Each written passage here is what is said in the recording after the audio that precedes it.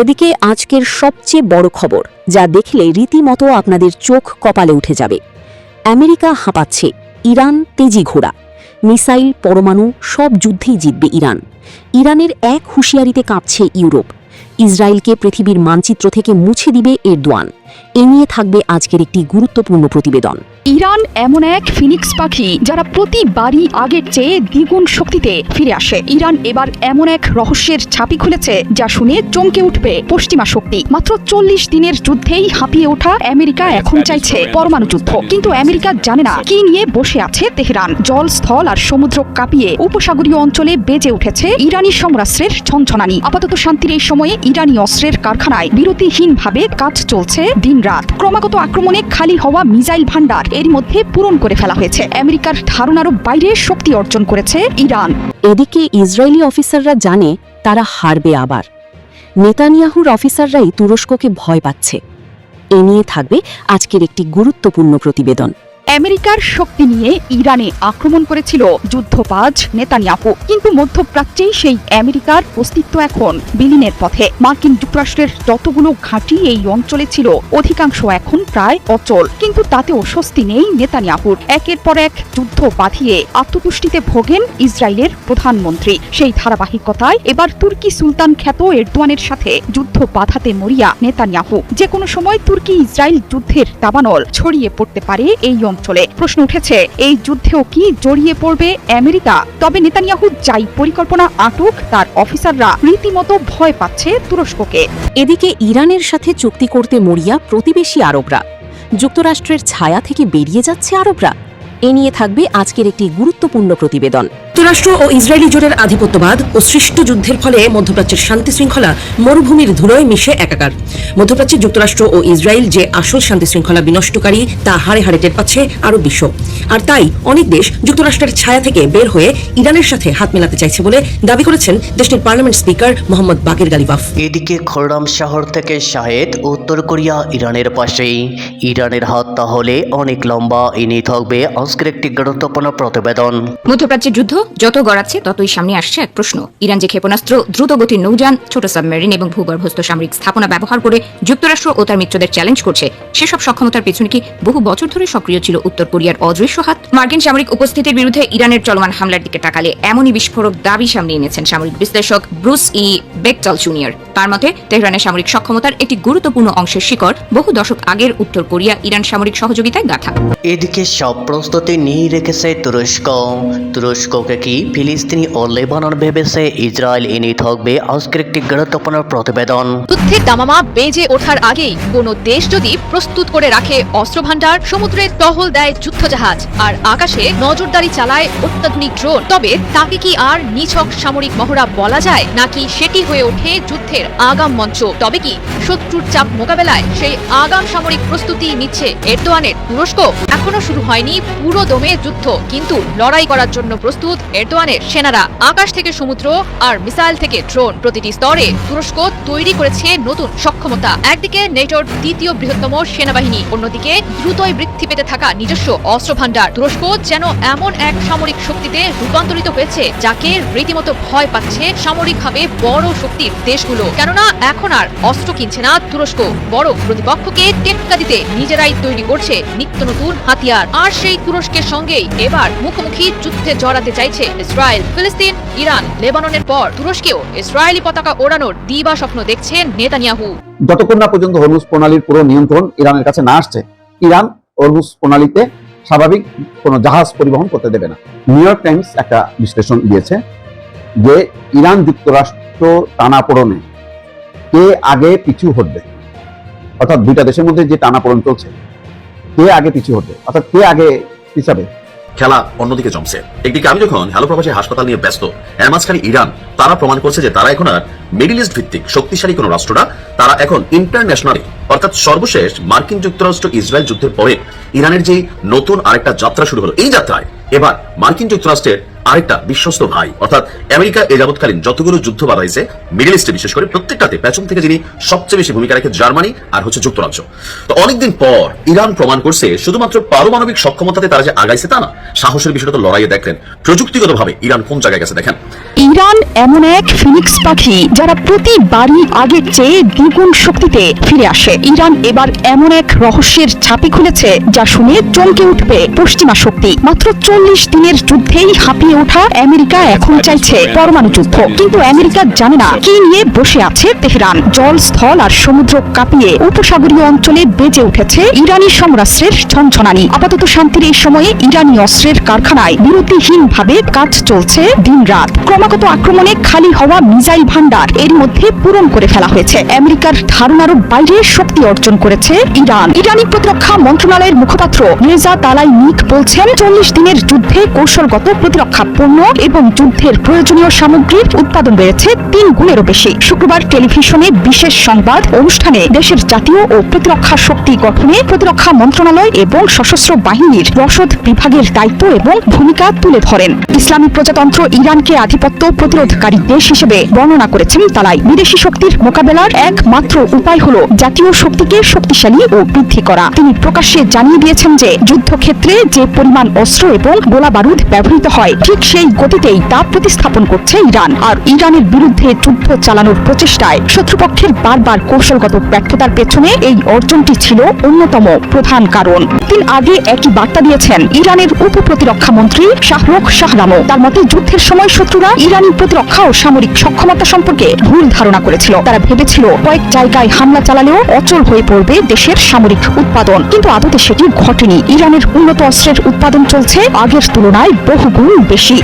শুধু তাই নয়, নতুন যুদ্ধের হুঁশিয়ারিও দিয়ে আসছে ইরানি কর্তা ব্যক্তিরা। নতুন কোন যুদ্ধ শুরু হলে আগের যুদ্ধে ব্যবহৃত অস্ত্রের চেয়ে অনেক বেশি ধ্বংসাত্মক ও উন্নত অস্ত্র ব্যবহার করবে দেশের এলিট ফোর্স। বৃহস্পতিবার এক্সে করা এক পোস্টে সতর্কবার্তা দিয়েছেন ইরানি পররাষ্ট্রমন্ত্রী আব্বাস আরাকচি। তিনি হুঁশিয়ারি উচ্চারণ করে বলেছেন, ইরানের বিরুদ্ধে ব্যর্থ নীতিগুলো বড় বিপর্যয় ডেকে আনবে, কারণ দেশটির বিরুদ্ধে সামরিক আগ্রাসনে পরাজয় স্বীকার করে এখন অর্থনৈতিক চাপের আশ্রয় নিচ্ছে ওয়াশিংটন, পাশাপাশি দিচ্ছে পরমাণু যুদ্ধের হুমকিও। তবে মার্কিন যুক্তরাষ্ট্রের যে কোনো কর্মকাণ্ডের তীব্র জবাব দিতে প্রস্তুত শহীদ খামেনির যোদ্ধারা। আমেরিকার শক্তি নিয়ে ইরানে আক্রমণ করেছিল যুদ্ধবাজ নেতানিয়াহু, কিন্তু মধ্যপ্রাচ্যেই সেই আমেরিকার অস্তিত্ব এখন বিলীনের পথে। মার্কিন যুক্তরাষ্ট্রের যতগুলো ঘাঁটি এই অঞ্চলে ছিল অধিকাংশ এখন প্রায় অচল, কিন্তু তাতেও স্বস্তি নেই নেতানিয়াহুর। একের পর এক যুদ্ধ বাঁধিয়ে আত্মপুষ্টিতে ভোগেন ইসরায়েলের প্রধানমন্ত্রী। সেই ধারাবাহিকতায় এবার তুর্কি সুলতান খ্যাত এরদোয়ানের সাথে যুদ্ধ বাঁধাতে মরিয়া নেতানিয়াহু।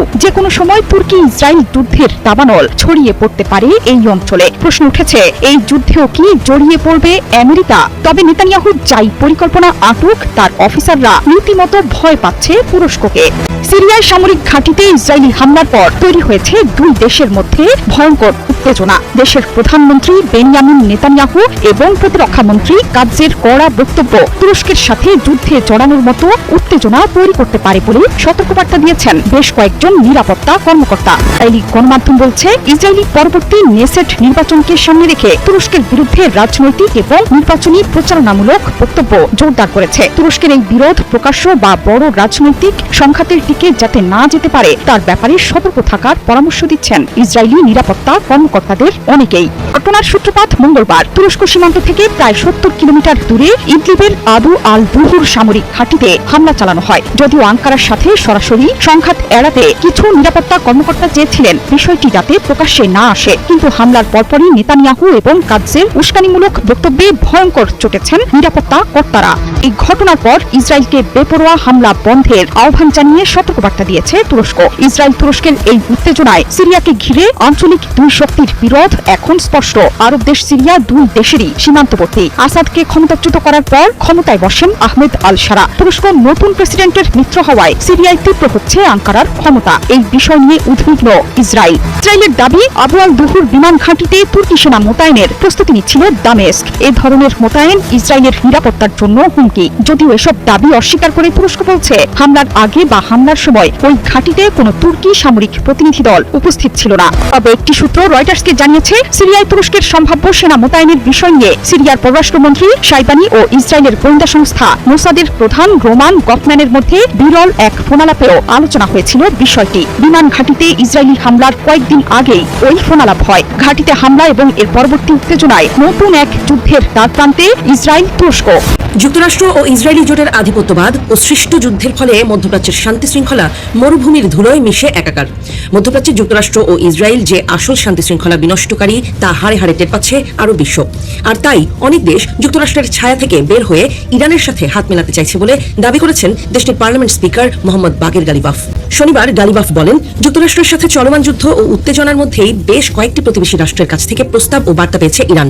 দেশগুলো চাইছে ইরানের সাথে নতুন এক আঞ্চলিক নিরাপত্তা জোট করতে। সামাজিক যোগাযোগ মাধ্যম এক্স এ দেয়া এক বিবৃতিতে গালিবাফ জানান, ওয়াশিংটনের একপেশে নীতির কারণে মধ্যপ্রাচ্যের দেশগুলো নিজেদের ভবিষ্যৎ ও নিরাপত্তা নিয়ে পুনর্বিবেচনা করতে বাধ্য হচ্ছে। আর এ কারণেই ইরানের সাথে জোট গড়তে আগ্রহী অনেক দেশ। দখলদার ইসরায়েলের স্বার্থ রক্ষায় যুক্তরাষ্ট্র তাদের আরব মিত্রদের অস্তিত্বকে ঝুঁকির মুখে ফেলতে দ্বিধাবোধ করে না বলেও উল্লেখ করেন গালিবাফ। তিনি বলেন, একটি নিজস্ব ও স্বাধীন আঞ্চলিক ব্যবস্থাই কেবল মধ্যপ্রাচ্যে প্রকৃত শান্তি ও স্থিতিশীলতা ফিরিয়ে আনতে পারে। এর আগে ইরাক সফরেও একই ধরনের মন্তব্য করেছিলেন গালিবাফ। বিদেশি হস্তক্ষেপ ছাড়া ইরান একটি নতুন আঞ্চলিক জোট গড়ে তোলার কাজ দ্রুত করতে চায় বলে জানিয়েছিলেন তিনি। ইরানের কাছে আঞ্চলিক সামরিক জোট গড়ার এই প্রস্তাব এমন এক সময়ে এলো যখন ইরানের বিরুদ্ধে ইতিহাসের সবচেয়ে কঠোর নিষেধাজ্ঞা আরোপের প্রস্তুতি নিচ্ছেন মার্কিন ট্রেজারি সেক্রেটারি স্কট বেসেন। যুক্তরাষ্ট্রের সাথে মধ্যস্থতার আলোচনায় নেতৃত্ব দেওয়া গালিবাফ নিজেও ইরানের অভ্যন্তরীণ অর্থনৈতিক সংকটের কথা স্বীকার করেছেন। দীর্ঘমেয়াদী অর্থনৈতিক অবরোধ ও জনগণের চরম দুর্ভোগ ইরান নীরবে সহ্য করে যাবে না বলে যুক্তরাষ্ট্রকে হুঁশিয়ারি দিয়েছেন তিনি। চলতি বছরের 28 ফেব্রুয়ারি মধ্যপ্রাচ্যে যুদ্ধ ছড়িয়ে পড়ার পর থেকে কৌশলগতভাবে অত্যন্ত গুরুত্বপূর্ণ হরমুজ প্রণালীর ওপর নিয়ন্ত্রণ দাবি করে আসছে ইরান। এই জলপথ দিয়ে যাতায়াতের জন্য আন্তর্জাতিক জাহাজগুলোর জন্য অনুমতি ও ট্রানজিট ফি দেয়া বাধ্যতামূলক করেছে ইরানি বাহিনী। মধ্যপ্রাচ্যে যুদ্ধ শুরুর পর থেকে হরমুজ প্রণালীর ওপর নিজেদের নিয়ন্ত্রণের কথা জানিয়ে আসছে দেশটি। ইরানের নিয়ম অনুযায়ী এই গুরুত্বপূর্ণ জলপথ ব্যবহার করতে জাহাজগুলোকে ইরানের অনুমতি নিতে এবং ট্রানজিট ফি দিতে হয়। হরমুজ প্রণালী বিশ্বের অন্যতম গুরুত্বপূর্ণ তেল পরিবহন পথ। প্রতিদিন বিপুল পরিমাণ জ্বালানি ও তেলবাহী জাহাজ এই জলপথ দিয়ে চলাচল করে। ফলে সেখানে আবারও যুক্তরাষ্ট্র ও ইরানের মধ্যে সামরিক উত্তেজনা বা জাহাজ চলাচলে বাধা তৈরি হলে বিশ্ববাজারে তেলের সরবরাহ ও দামের উপর বড় ধরনের প্রভাব পড়তে পারে।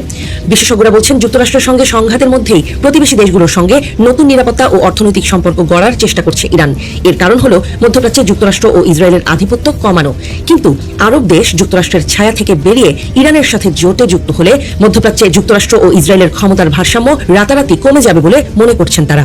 মধ্যপ্রাচ্যের যুদ্ধ যত গড়াচ্ছে ততই সামনে আসছে এক প্রশ্ন। ইরান যে ক্ষেপণাস্ত্র, দ্রুতগতির নৌযান, ছোট সাবমেরিন এবং ভূগর্ভস্থ সামরিক স্থাপনা ব্যবহার করে যুক্তরাষ্ট্র ও তার মিত্রদের চ্যালেঞ্জ করছে, সেসব সক্ষমতার পেছনে কি বহু বছর ধরে সক্রিয় ছিল উত্তর কোরিয়ার অদৃশ্য হাত? মার্কিন সামরিক উপস্থিতির বিরুদ্ধে ইরানের চলমান হামলার দিকে তাকালে এমনই বিস্ফোরক দাবি সামনে এনেছেন সামরিক বিশ্লেষক ব্রুস ই বেকটাল জুনিয়র। তার মতে, তেহরানের সামরিক সক্ষমতার একটি গুরুত্বপূর্ণ অংশের শিকড় বহু দশক আগের উত্তর কোরিয়া ইরান সামরিক সহযোগিতায় গাঁথা। বেকটালের বিশ্লেষণ অনুযায়ী ইরানের হাতে থাকা কিয়াম, শাহাব-3, খোররামশার সিরিজের মতো ব্যালিস্টিক ক্ষেপণাস্ত্র থেকে শুরু করে ইউনুস শ্রেণীর ছোট সাবমেরিন, দ্রুতগতির আক্রমণাত্মক নৌযান এবং বিশাল ভূগর্ভস্থ সামরিক স্থাপনা পর্যন্ত বিভিন্ন ক্ষেত্রে উত্তর কোরিয়ার প্রযুক্তি, উপাদান কিংবা কারিগরি সহায়তার ছাপ রয়েছে।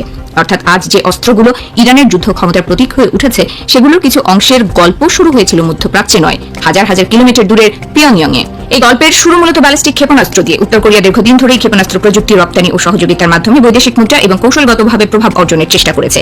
বেকটেলের দাবি, 1990-এর দশকে ইরান উত্তর কোরিয়ার কাছ থেকে বিপুল সংখ্যক স্কাড-সি ক্ষেপণাস্ত্র সংগ্রহ করে। পরে তেহরান নিজস্ব উৎপাদন সক্ষমতা গড়ে তুলতে পিয়ংইয়ংয়ের সহায়তা নেয়। সেই প্রযুক্তিগত সহযোগিতার ধারাবাহিকতায় ইরানের হাতে আসে কিয়াম নামের ক্ষেপণাস্ত্র। প্রায় 800 কিলোমিটার পাল্লার এই ব্যবস্থা পরবর্তীতে ইরানের ক্ষেপণাস্ত্র ভান্ডারের গুরুত্বপূর্ণ অংশে পরিণত হয়। কিন্তু এখানেই শেষ নয়, আরো ভয়ঙ্কর অধ্যায় শুরু হয় নডং প্রযুক্তিকে ঘিরে। বেকটেলের মতে, উত্তর কোরিয়া 1990-এর দশকে ইরানকে প্রায় 1.5 শতাধিক নডং ব্যবস্থা সরবরাহ করেছিল। পরে একই ধরনের প্রযুক্তির ভিত্তিতে ইরান নিজস্ব শাহাব-3 তৈরি করে। সময়ের সঙ্গে সেই প্রযুক্তি আরো পরিবর্তিত ও উন্নত হয়ে এমাদ ও গদরের মতো ক্ষেপণাস্ত্র ব্যবস্থার রূপ নেয়। এসব ক্ষেপণাস্ত্রের পাল্লা ইরানের আঞ্চলিক প্রতিপক্ষ এবং মধ্যপ্রাচ্যে অবস্থানরত মার্কিন ঘাঁটিগুলোর জন্য একটি বড় কৌশলগত হুমকি তৈরি করেছে। এরপর আসে আরো দীর্ঘ পাল্লার ক্ষেপণাস্ত্রের গল্প। ইরানের খোররামশার সিরিজকে ঘিরে উত্তর কোরিয়ার মুসুদান ক্ষেপণাস্ত্রের সঙ্গে সম্পর্কের দাবি করা হয়েছে। বেকটেলের বক্তব্য অনুযায়ী 2005 সালে ইরান উত্তর কোরিয়ার কাছ থেকে মুসুদান ক্ষেপণাস্ত্র সংগ্রহ করেছিল। মুসুদানের মূল পাল্লা কয়েক হাজার কিলোমিটার হলেও ইরানি সংস্করণে তুলনামূলকভাবে বড় ও ভারী ওয়ারহেড ব্যবহারের ফলে পাল্লা কমেছে বলে তার বিশ্লেষণ।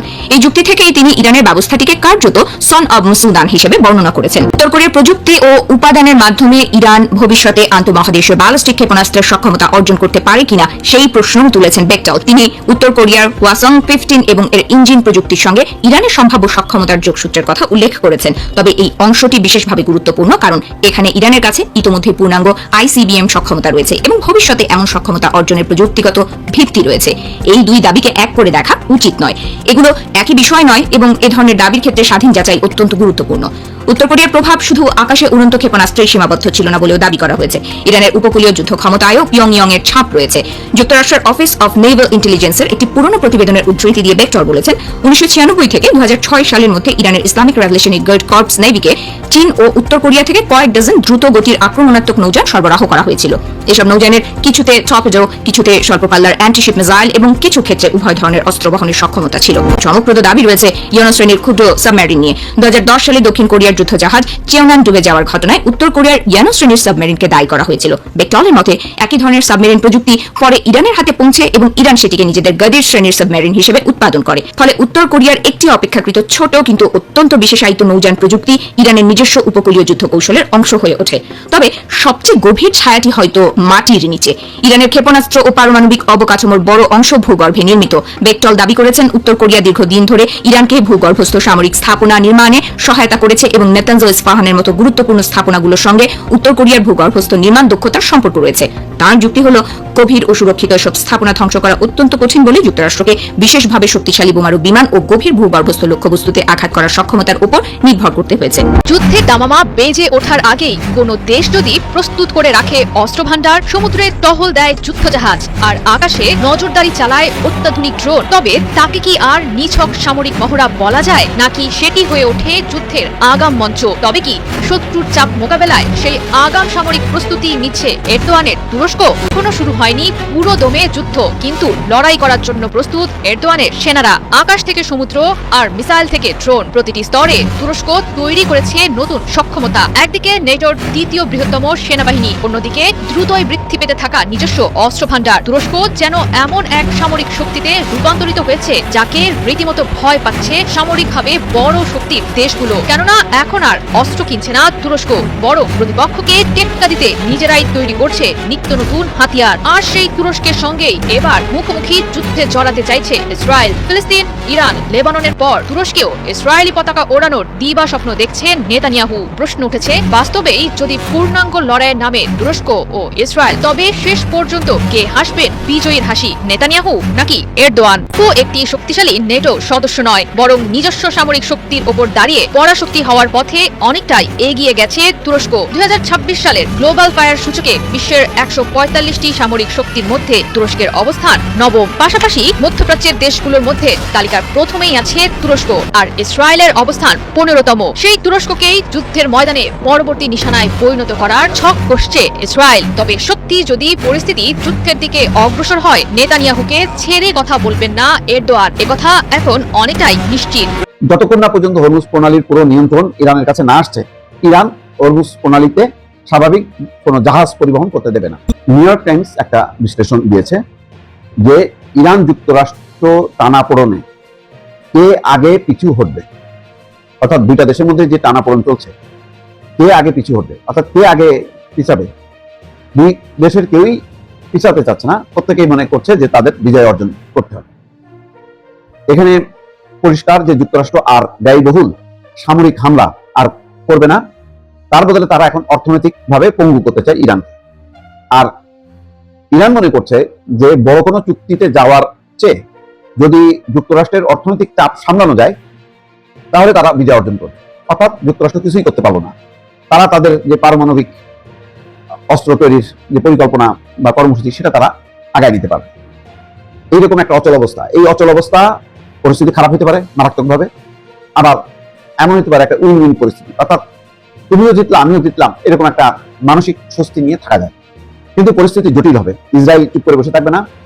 অন্যদিকে আপাতত মনে হচ্ছে তুরস্ক, সৌদি আরব, পাকিস্তান জোট তারা আত্মরক্ষার জন্য করেছে, কিন্তু যেহেতু ইসরায়েল তার আগ্রাসী তৎপরতা সেই সিরিয়া থেকে শুরু করে লেবানন তারপরে গাজা পর্যন্ত বিস্তৃত, তারা যখন চলতে থাকবে তখন তুরস্ক বসে থাকবে না। বিশেষ করে এখন সিরিয়াকে কেন্দ্র করে ইসরায়েল এবং তুরস্কের মধ্যে একটা যুদ্ধ পরিস্থিতি তৈরি হচ্ছে এবং যে কোনো মুহূর্তে এটার অবনতি করতে পারে।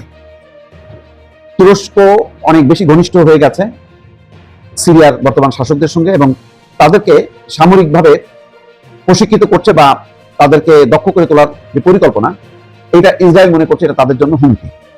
তো সবকিছু মিলায় পরিস্থিতি যেভাবে এখন অচল অবস্থা, এই অচল অবস্থা এটার সমাধান যদি না হয় তাহলে বিপজ্জনক দিকে মোড় নিতে পারে।